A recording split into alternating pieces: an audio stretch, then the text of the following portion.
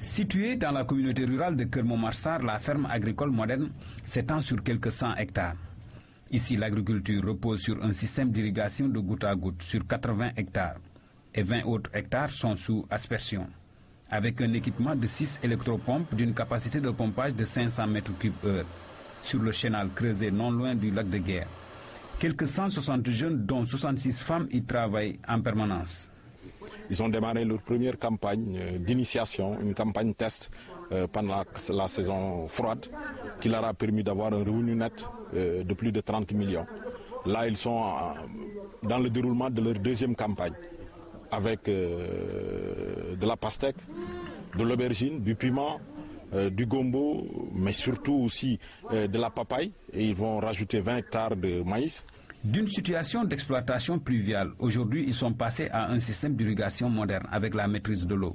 Ils font de la diversification agricole 12 mois sur 12 avec des produits locaux destinés au marché intérieur et à l'exportation. En plus de ces cultures, de la matière première sera produite ici. C'est le cas du latex, c'est-à-dire de la sève produite par la papaye. 54 000 plants de papaye sont implantés pour les besoins. C'est un produit utilisé pour l'industrie chimique, notamment pour la parfumerie et la médecine. C'est des plantes qui peuvent donner 50 grammes par pied. Avec la densité que nous avons ici, 54 000 plants par hectare, nous attendons une production de 2 tonnes 700 par pied, rapporté à l'hectare, qui a la superficie de 30 hectares que nous avons ici. Nous attendons une production de 81 tonnes par mois. Si vous rapportez ça à 18 mois, nous se retrouvera avec environ 1458 tonnes de latex. Et 1458 tonnes de latex valorisées à raison de 300 francs le kilo. On s'attend pour chaque mois un revenu net de 24 300 ici au niveau de la ferme. Le Premier ministre a salué l'engagement des jeunes qui ont compris que le Sénégal ne peut se développer que grâce à des initiatives pareilles. On attend de l'agriculture non seulement le développement de l'emploi, mais également la lutte contre l'insécurité alimentaire. Le Sénégal reste aujourd'hui un pays pauvre, c'est ce dont on a hérité. Il faut faire reculer cette pauvreté et pour la faire reculer, il faut d'abord la faire reculer dans les zones les plus pauvres et les zones les plus pauvres sont les zones rurales. Comment le faire? En y développant une agriculture capable de créer du revenu. Dans cette ferme agricole moderne, on trouve aussi de jeunes diplômés de l'université Cheikh Anta Diop en agro-ressources végétales et en économie rurale.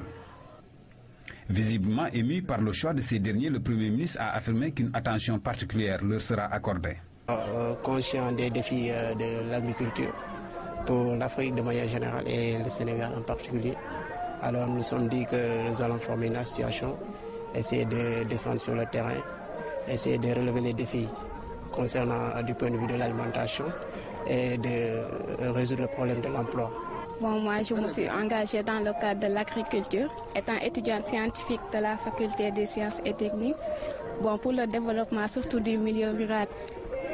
Sentant l'intérêt qui se trouvait derrière le programme de l'ANIDA et faisant la relation entre le programme de l'ANIDA et d'autres projets comme celui de SIPA, j'ai indiqué qu'il fallait désormais appeler ces fermes les fermes des pionniers du développement.